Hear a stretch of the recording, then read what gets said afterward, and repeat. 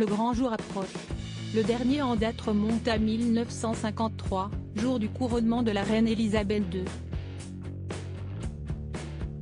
Plus de 70 ans plus tard, la reine disparue a cédé le trône d'Angleterre à son fils Charles, dont le couronnement officiel aura lieu le 6 mai. Les préparatifs et les répétitions battent leur plein. Les réponses aux questions se dévoilent petit à petit. Et si le prince George, 9 ans, aîné de Kate Middleton et du prince William, était assuré d'être présent à l'événement en tant que futur roi, Charlotte et Louis n'étaient pas certains. Si est-il désormais chose faite. Le petit frère et la petite sœur du prince George prendront bel et bien place aux côtés de leur aîné. Comme dévoilé par les médias britanniques, les plans des répétitions montrent qu'à l'issue du couronnement, qui aura lieu au sein de l'abbaye de Westminster pour Charles III et son épouse Camilla, Kate Middleton, le prince William et leurs 3 enfants quitteront les lieux à bord d'une sorte de calèche, tous les 5. Charlotte et Louis accompagneront donc leurs grands frères et leurs parents pendant cet événement historique. Une première pour le prince Louis, 4 ans, jusqu'alors jugé trop jeune pour de telles cérémonies.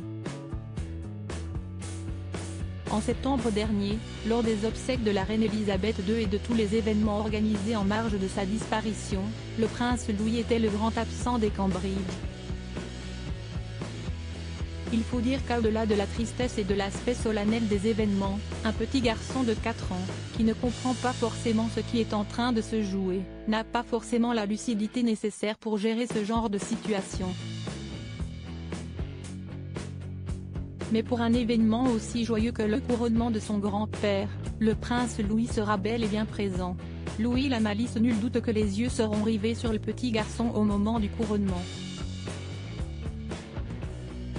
Il faut dire qu'il a clairement annoncé la couleur pendant le jubilé de la reine Elisabeth en juin dernier.